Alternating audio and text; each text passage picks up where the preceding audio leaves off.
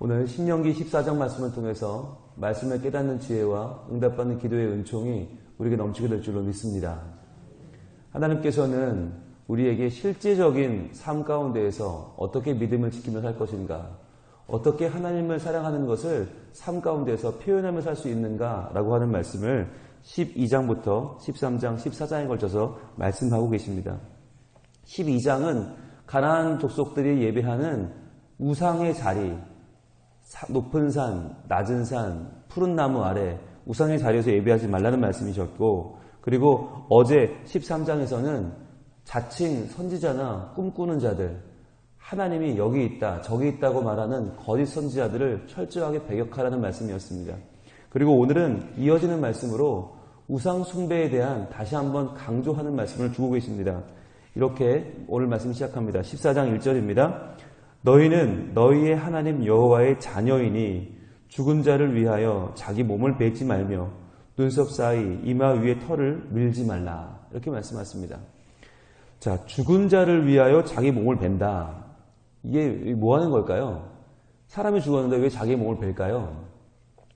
눈썹 사이 이마 위에 털을 왜 밀까요? 사람이 죽었는데. 그럼 슬퍼하면 되잖아요. 울면 되잖아요. 그런데 왜 그것을 넘어서서, 애도하는 것을 넘어서서 왜 죽은 자를 위하여 자기 몸을 벨까요? 왜 상처를 내고 왜 자기가 피를 흘려서 아파하는 걸까요? 이게 이 당시에 우상을 섬기는 사람들이 하던 우상을 달래는 일입니다. 그러니까 내 주변에 누군가가 죽었다는 얘기는 뭐냐면 신이 노했다는 얘기거든요. 그러니까 신이 노해서 내 친구가 또는 내 가족이 죽었기 때문에 나는 그 신에게 잘 보여야 되는 거예요. 그런데 그 신에게 잘 보이는 방법이 없잖아요, 내가. 그러니까 내가 피를 흘려서 저는 이렇게 약합니다. 또는 이미 저도 죽었습니다. 라고 신을 속이는 거죠. 이건 속이는 것입니다. 나도 이미 피를 흘렸고 나는 이미 약하고 나는 죽었으니까 제발 그 죽음의 칼날을 나는 좀 피해가면 좋겠습니다. 라고 하는 우상에게 제사하는 행위인 것이에요.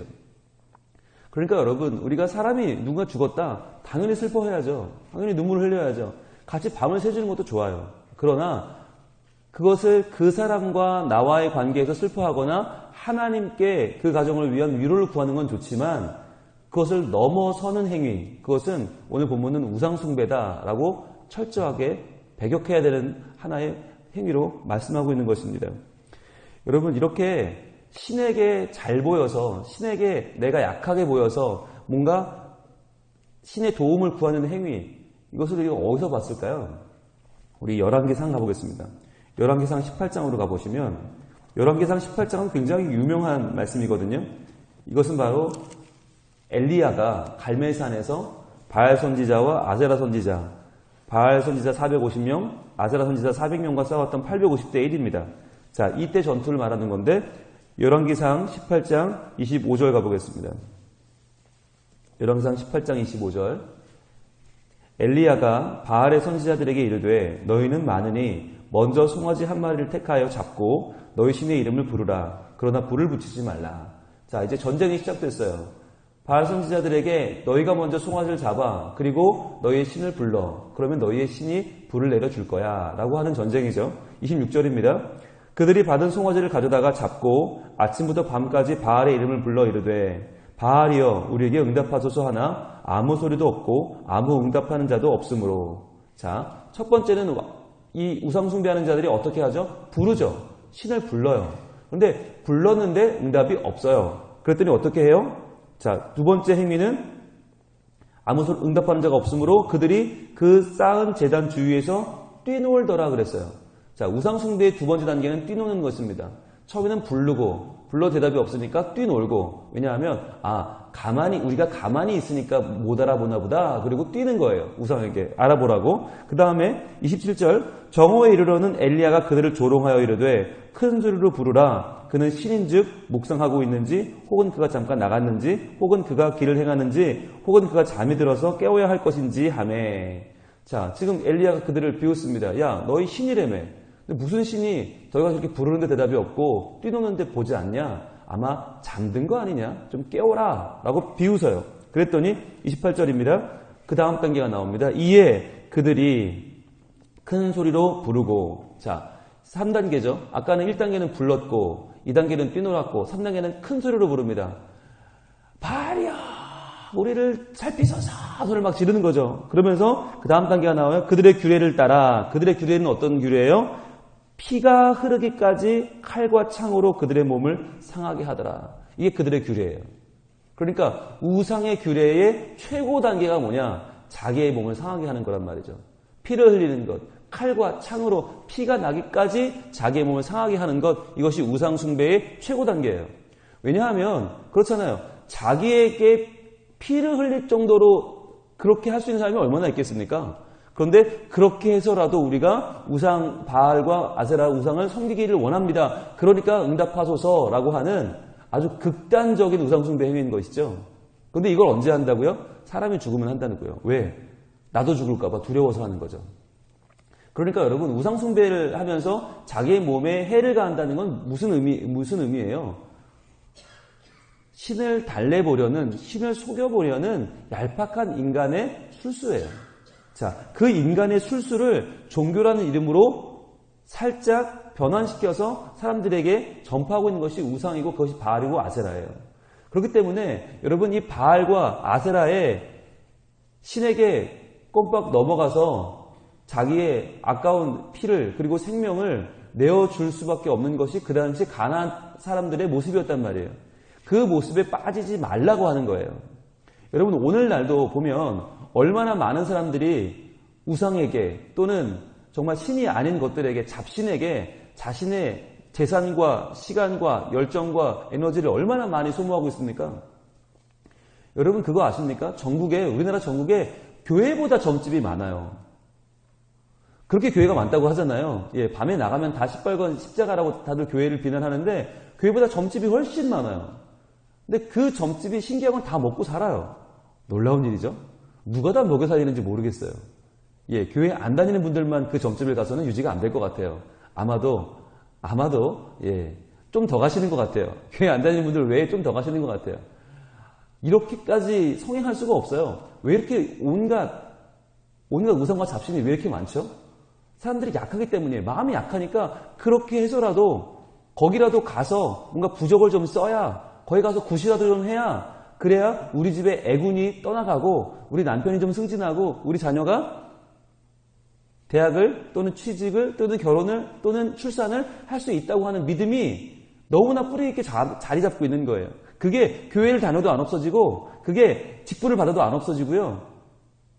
그게 은혜를 받고 성령을 받아도 안 없어져요. 신기하죠? 왜 그럴까요? 그게 뿌리 깊이 자리한 민속신앙, 토속신앙이기 때문에 그런 거예요. 지금 하나님께서는 그들이 들어갈 자리, 가나안이라고 하는 자리가 바로 이런 자리라고 말씀하시는 거예요. 바알과 아세라는 너희가 몸에 칼로 창으로 피를 내서 섬길 그럴 대상인데 절대 그거 하지 말라는 거예요.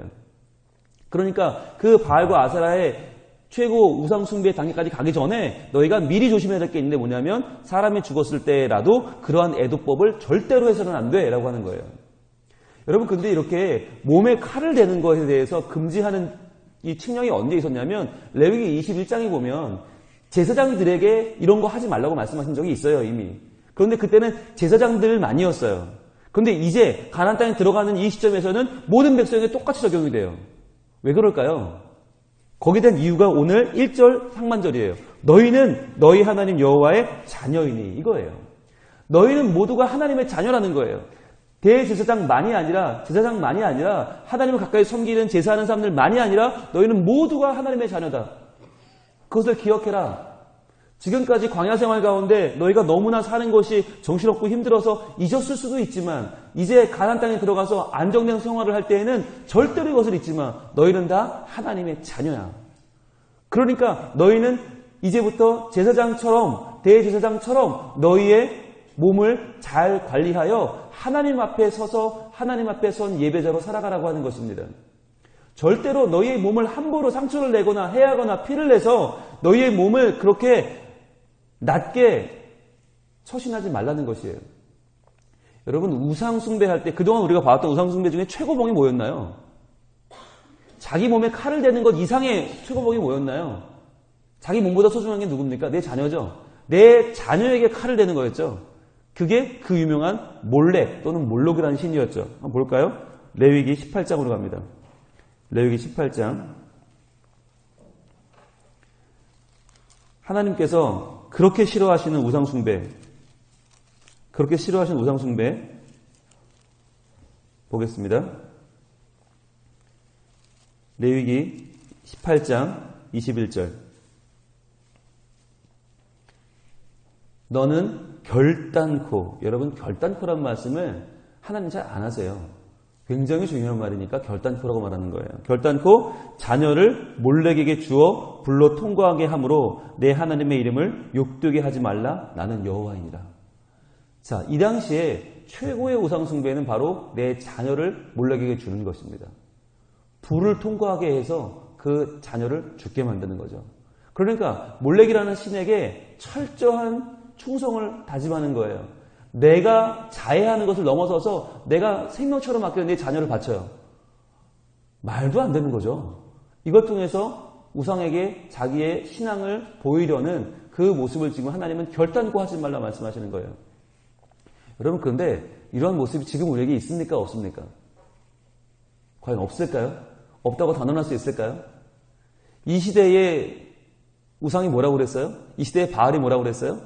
이 시대의 바알은 물질주의고 이 시대의 아세라는 쾌락주의입니다.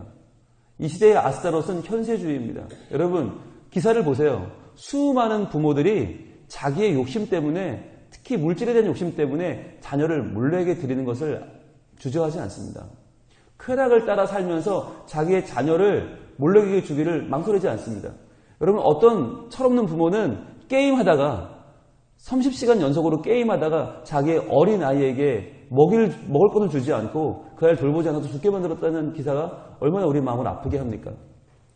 얼마나 많은 사람들이 더 많은 돈을 버느라 자녀들을 돌보지 않습니까?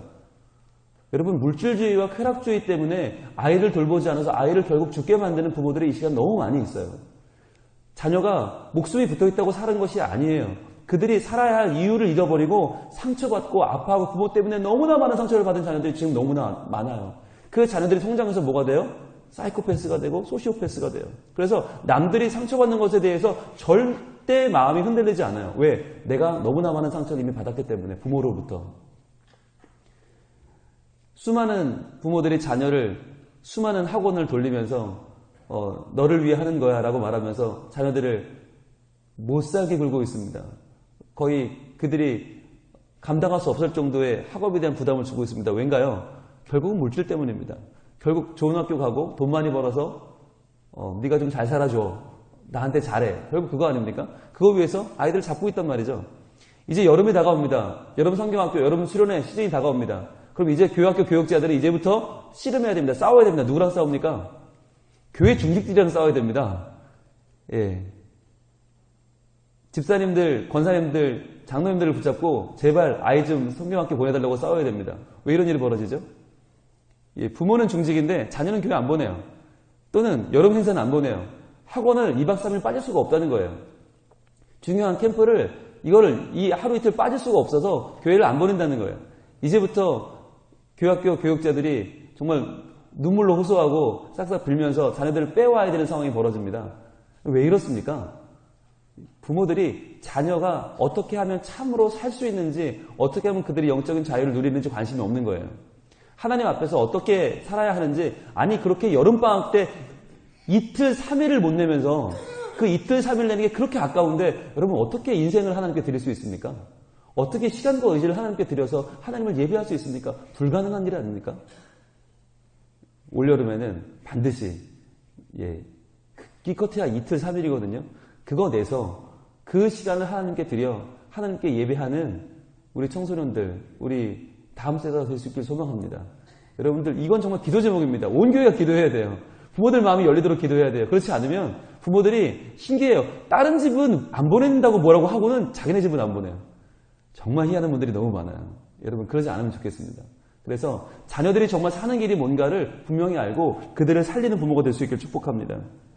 오늘 말씀 2절입니다. 14장 2절은 이렇게 이어집니다. 너는 내 하나님 여호와의 성민이라. 성민이란 말은 거룩한 백성이란 말이고 빼어낸 백성이란 말이죠.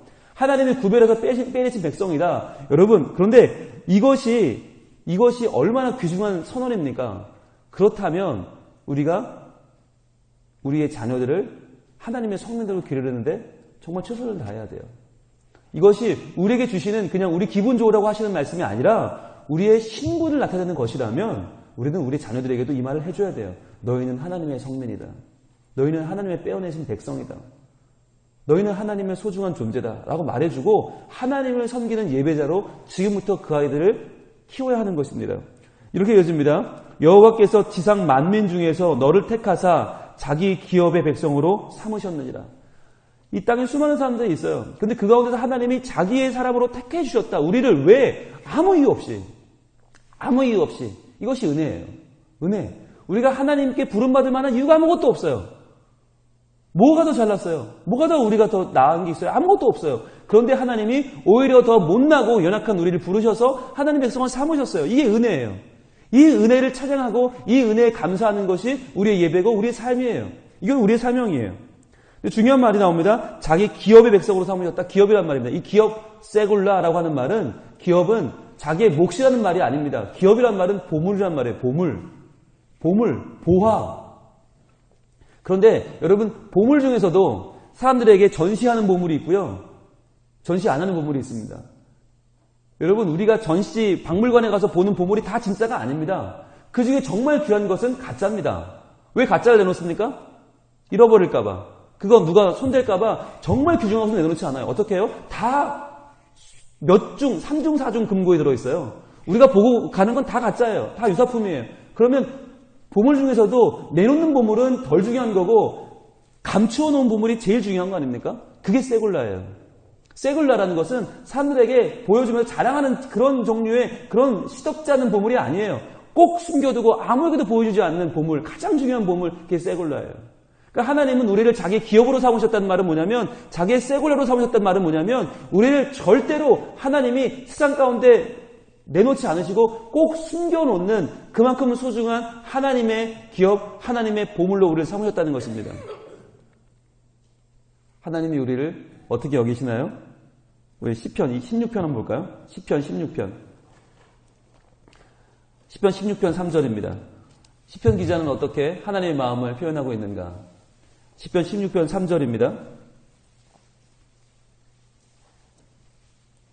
노란색으로 쫙 화면 표시를 해보세요. 표시하면 같이 읽습니다. 시작. 땅에 있는 성도들은 존귀한 자들이니 나의 모든 즐거움이 그들에게 있도다. 아멘. 땅에 있는 성도, 이 성도라는 말을 우리가 오늘 배운 말로 바꾸면 성민입니다. 성민. 여기서 우리 교회 이름이 나왔죠? 성민교회. 땅에 있는 성도들, 그 성민들은 존귀한 자들이라는 거예요. 왜? 하나님이 사랑하기 때문이에요. 하나님께서 고백하기를 나의 모든 즐거움이 그들에게 있도다. 모든 즐거움, 모든 영화로움, 하나님의 모든 기쁨이 우리에게 있다는 거예요. 그래서 성도들은 존귀한 자들이다. 이 존귀한 자들이라고 하는 말이 어디서 나왔어요? 세굴라에서 나왔어요. 보화다, 보물이다. 자, 그러면 하나님이 우리를 이렇게 사랑하신다. 하나님이 우리를 이렇게 귀하게 여기신다로 끝나면 될까요? 아니죠. 우리도 하나님을 그만큼 중요하게 여겨야겠죠. 그래서 마태복음 가볼까요? 마태복음 13장. 천국에 대해서 보여주고 있는 이 비유에는 마태복음 13장에는 바로 우리가 하나님 나라를 어떻게 여겨야 되는지 말하고 있는데 마태복음 13장 44절입니다. 마태복음 13장 44절. 과연 우리에게 하나님 나라는 어떤 존재인가? 이렇게 말하고 있어요. 천국은 마치 밭에 감추인 보화와 같으니. 천국이 감추인 보화라는 거예요. 보화는 보화예요. 세굴라예요. 그런데 이 세굴라는 감추어진 보화예요. 사람들에게 누구나 다 알도록 내놓은 보화가 아니라 밭에 감추어 놓았어요. 그런데 사람이 이를 발견한 후, 사람이 누구예요? 성도죠. 성민이죠. 우리가 그걸 발견했어요. 그 다음에 어떻게 해요? 숨겨두고, 일단 숨겨둬요. 너무 귀한 거니까 숨겨둬요. 그 다음에 기뻐하며 돌아가서 자기의 소유를 다 팔아 그 밭을 사느니라. 이것이 감추인 보화예요. 천국은 감추인 보화예요. 이 감추인 보화인 이유는 바로 우리가 하나님께 이런 존재이기 때문이에요. 우리가 감추인 보화예요. 하나님은 우리를 사기 위하여 모든 소유를 다 팔았어요. 하나님은 우리를 위해서 가장 중요한 자기의 독생자 예수 그리스도를 이 땅에 보내주셨고 예수님이 십자가에 죽으시고 우리를 위해 피 흘리시고 완전히 대가를 지불하신 다음에 우리를 구속하셨어요. 우리를 사셨어요. 우리가 하나님께는 감추인 보화예요. 그러니까 이제 우리는 어떻게 살아야 합니까? 우리는 하나님 나라를, 하나님을 감추인 보화로 알고 우리의 모든 것을 팔아 천국을 사는 것을 망설이면 안 되는 거예요. 왜? 그것이 우리 삶에 주어진 세굴라이기 때문입니다. 우리의 기업은 하나님이십니다. 하나님 나라입니다. 그 하나님 나라를 위해서 우리가 온 마음을 다하여 하나님을 사랑하며 살아가야 한다는 것입니다. 오늘 말씀 돌아옵니다.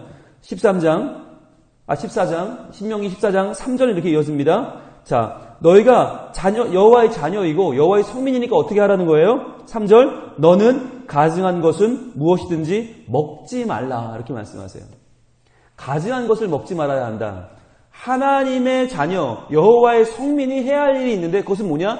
가증한 것을 먹지 말라는 거예요. 오늘 본문 이후에 나와 있는 정한 짐승과 부정한 짐승에 대한 내용은 레위기 11장에서 이미 우리가 다뤘습니다. 여러분 레위기 11장 하루 한 장을 참고하시면 무엇을 먹지 말고 무엇을 먹어야 되는지, 그것을 왜 그렇게 구별했는지가 잘 설명이 되어 있습니다. 반복할 이유가 없습니다. 레위기 11장을 잘 보시면 돼요. 그런데 오늘 여기서는 왜 가증한 것을 먹지 말라고 하셨는가? 오늘 본문 핵심은 뭔가라는 거예요. 여기서 말하는 먹는다라고 하는 말이 아칼인데요. 아칼은 신명기에서 쓰일 때 단순히 먹는 것, 입을 채우고 배를 채우는 것으로 쓰이지 않았습니다. 여기서 말하는 먹는 것이라는 말이 무슨 말이냐면 삶을 즐기는 것입니다. 무엇을 즐기느냐, 무엇으로 내 삶을 즐겁게 하느냐 하는 것이에요. 오늘 본문은 가증한 것, 즉 우상을 즐겁게 하는 것, 우상의 제물, 우상에게 드려지는 것, 우리가 지금 주제로 12장, 13장, 14장에 보고 있는 우상에게 나아가 예배하며 드리는 그 제물을 즐기며 먹지 말라는 것입니다. 뿐만 아니라 이 세상에 있는 가증한 것들, 즉 하나님께 대하여 대항하는 것들, 우리를 하나님으로부터 끌어내려서 우리를 세상에 눈 돌리게 하는 것들을 즐기지 말라고 하는 것이에요. 요즘 얼마나 먹방이 유행입니까? TV를 틀면 다 먹고 앉아 있어요. 온 동네가 다 먹어요. 드디어 이제 걸그룹도 끌어내서 먹이기 시작했어요. 잘 먹는 소녀들? 그럼 그게 말이 됩니까? 아이돌이 노래 불러야지, 춤춰야지 왜 나와서 먹고 앉아 있어요? 근데 걔네들한테 먹기 힘든 거 자꾸 먹여요. 막 간장게장 이런 거. 안 먹어본 거, 그런 거 억지로 먹이면서 걔네가 얼마나 맛있게 먹나를 슬로우 비디오로 찍어서 그걸 온 국민이 투표를 합니다. 문자 투표를 합니다. 말이 됩니까? 그러면서 그 점수를 매기고 앉아있어요. 그게 지금 요즘 이 시대가 하는 짓이에요. 그게 뭐예요? 가증한 것을 먹으며 즐기는 거예요. 가증한 것. 하나님께서 주신 하나님의 소중한 하나님의 자녀들을, 이 귀한 존재들을 귀한 존재로 보지 않고 먹고 마시고 즐기고 서로가 서로를 점수 매기며 평가하는 것으로 세상이 지금 즐기고 있다는 말이에요. 그러면 우리가 무엇을 즐겨야 되는가, 무엇을 먹어야 되는가, 이게 더 중요하겠죠. 하나님의 백성은, 하나님의 성민은 무엇을 먹어야 되는가? 아모스 8장입니다. 아모스 8장 11절부터 보겠습니다. 아모스 8장 11절, 구약 1283쪽에 있습니다. 1283쪽 아모스 8장 11절부터. 과연 우리가 가증한 것을 먹고 즐기지 않으려면 어떻게 살아야 되는가? 아모스 8장 11절, 주 여호와의 말씀이니라. 보라, 날이 이를지라. 내가 기근을 땅에 보내리니 양식이 없어 주림이 아니며 물이 없어 가람이 아니요 여호와의 말씀을 듣지 못한 기갈이라. 자, 하나님께서 우리에게 보다 못해 참지 못해 기갈을 주실 텐데 그것이 뭐냐면 양식이 없는 기갈이 아니라는 거예요. 하나님의 말씀을 듣지 못하는 기갈이다 말씀하시는 거예요. 이 말은요, 양식보다 중요한 게 있다. 우리가 양식보다 더 먹고 양식보다 즐겨야 할 것이 있는 것이 바로 하나님의 말씀이라고 하는 것입니다. 오직 우리가 하나님의 성민이라면 하나님의 성민이라고 자랑하고 그것으로 뿌듯하고 있을 것이 아니라 우리가 그 하나님을 우리의 세굴라로 삼아 그 숨겨진 보화인 천국을 향해서 우리의 삶을 다 드려도 아깝지 않은 예배자로 살아가야 하며, 또한 그 방법이 무엇이냐? 하나님의 말씀을 먹고 그것을 누리는 것입니다. 하나님의 말씀을 즐기는 것입니다. 여러분, 우리가 하나님 말씀대로 살지 않으면 어떤 일이 벌어집니까? 아모스 8장 12절, 그 다음 절입니다. 사람이 이 바다에서 저 바다까지, 북쪽에서 동쪽까지 비틀거리며 여호와의 말씀을 구하려고 돌아다녀도 얻지 못하리니 그날에 아름다운 처녀와 젊은 남자가 다 같이 쓰러지리라.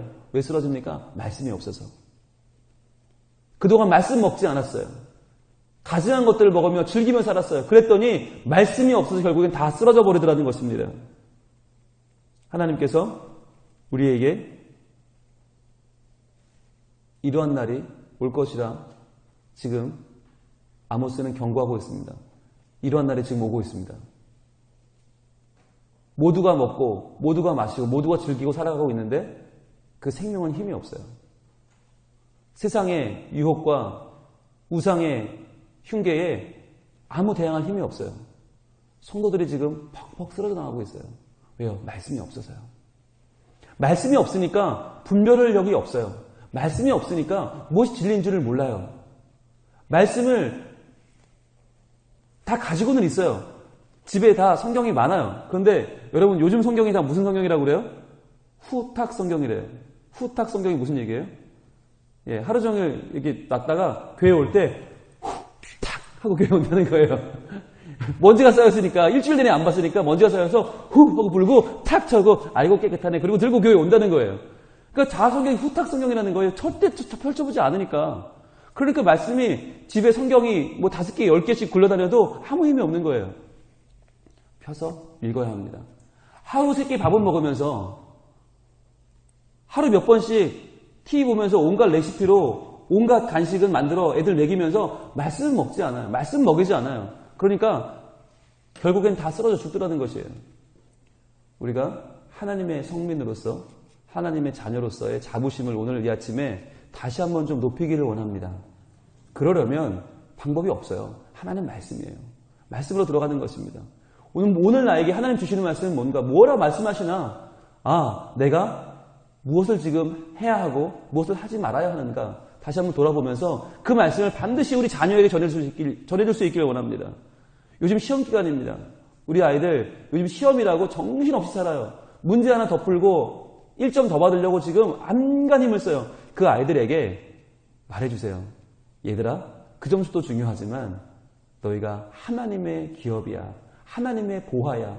하나님의 숨겨진 보화 세굴라야. 그렇다면 너희들 하나님 말씀을 너희 마음에 두어야 되지 않겠니? 라고 하면서 이 하루 한 장의 말씀을 아이들에게 들려주세요. 그래서 얘들아, 너희는 하나님의 보물이고 너희는 하나님의 귀한 자녀고 너희는 하나님의 자존심이야. 절대로 세상 가운데 나가서 세상에 휩쓸려 가면 안 돼. 세상의 가치에 지면 안 돼. 너희는 하나님의 자녀야. 라고 꼭 말씀해 줄 수 있기를 원합니다. 그래서 하나님께서 지금 신명기를 통해서 이스라엘 백성들에게 신신당부하고 있는 이 메시지가 결코 오늘날 진부하거나 오래됐거나 필요 없는 메시지가 아니라 오히려 더 지금, 오히려 더 저 물질주의와 쾌락주의에 살고 있는 이 시대의 바알과 아세라 속에서 헤매며 살고 있는 우리들에게 지금 애타게 주시는 하나님 말씀임을 깨달아 그 말씀으로 붙잡고 그 말씀을 내 삶 가운데 하나님 지금 주시는 주의 음성으로 알아. 다시 한번 말씀으로 돌아가서 다시 한번 말씀을 붙잡고 다시 한번 그 말씀으로 생명력을 얻는 우리 모두가 되기를, 그리고 우리 자녀들이 되기를 우리 하나님 원하고 계십니다. 기도하겠습니다. 하나님 감사합니다. 이 아침에도 우리를 깨워서 하나님의 전에 나오게 하시고 주 말씀 앞에 서게 하시니 감사합니다. 주님, 인간은 연약하여서 누군가의 죽음 앞에 서면 나도 죽을까 봐 겁나고 어떻게든 우상과 신들을 달래서 나는 그 죽음을 피해보려는 마음이 들기 마련입니다. 하나님, 그러나 그렇게 하지 말라고, 절대로 너희의 몸을 해하지 말라고, 너희의 자녀를 몰래에게 주지 말라고 주님 오늘 강력하게 말씀하십니다. 우리는 하나님의 자녀입니다. 하나님의 성민입니다. 하나님의 기업, 하나님의 세굴라입니다. 하나님, 저희들 세상을 살아가면서 두려움에 지지 않게 하여 주시옵소서. 세상 사람들이 이야기하는 세상의 논리에 넘어가지 않게 하시고 오직 시대를 분별할 수 있는 능력을 주시옵소서. 말씀을 허락하여 주시옵소서. 하나님 말씀을 잘 붙잡아 가증한 것을 먹고 가증한 것을 즐기며 살지 않게 하시고 오직 하나님의 말씀이 우리가 먹고 마셔야 할 우리의 영적인 양식인 줄 알아 말씀으로 돌아와 말씀을 읽고 그 말씀 가운데 하나님의 뜻을 깨달아 세상을 분별하며 살아가는 저희들이 되게 하여 주시옵소서. 그리하여 오늘도 우리의 직장에서, 우리의 가정에서, 우리의 학교에서, 우리의 맡겨진 사명의 자리에서 저희들 오직 말씀대로 살아 하나님을 높이며 예배하며 하나님을 누리며 하나님으로 힘을 얻어 살아가는 주의 백성으로 온전히 서게 하여 주시옵소서. 예수님 이름으로 기도합니다. 아멘.